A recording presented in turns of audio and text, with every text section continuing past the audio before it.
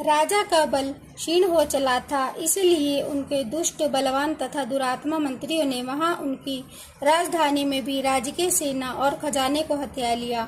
सूरत का प्रभुत्व नष्ट हो चुका था, इसलिए वे शिकार खेलने के बहाने घोड़े पर सवार हो वहां से अकेले ही घने जंगल में चले गए। वहां उन्होंने विप्रवर मेघा मुनि का आश्रम देखा, जहाँ कितने ही हिंसक जीव अपने परम शांति स्वभाव से रहते थे। मुनि के बहुत सारे शिष्य उस वन की शोभा बढ़ा रहे थे।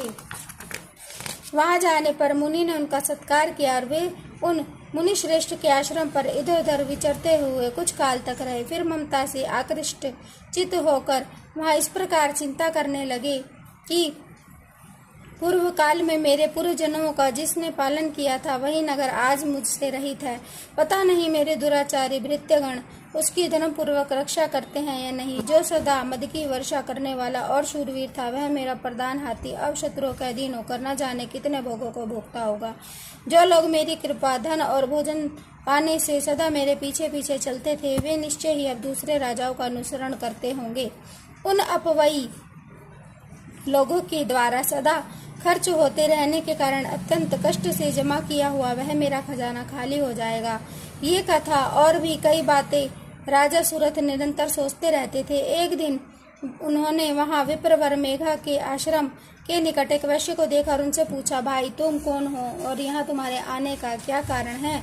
तुम शोकग्रस्त क्यों और अनमने से क्यों दिखाई देते हो? राजा सूरत का यह प्रेम वचन, कहा हुआ वचन सुनकर वैश्य ने विनीत भाव से उन्हें प्रणाम करके कहा। वैश्य बोला, राजन, मैं धनियों के कुल में उत्पन्न एक वैश्य हूँ। मेरा नाम समाधि है। मेरे दुष्ट स्त्री पुत्रों ने धन के लोभ से मुझे घर से बाहर निकाल दिया है। मैं इस समय धन, स्त्री और पुत्रों से वंचित हूँ। मेरे विश्वसनीय बंधुओं ने मेरा ही धन लेकर मुझे ही दूर कर दिया है, इसलिए दुखी होकर मैं वन में चला आया। मैं यहाँ रहकर इस बात को नहीं जानता कि मेरे पुत्रों की, स्त्री की और स्वजनों की कुशल है या नहीं।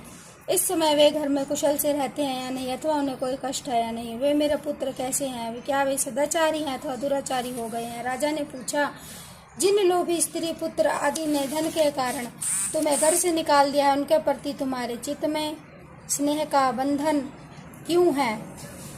अगले पार्ट के लिए सब्सक्राइब कीजिए।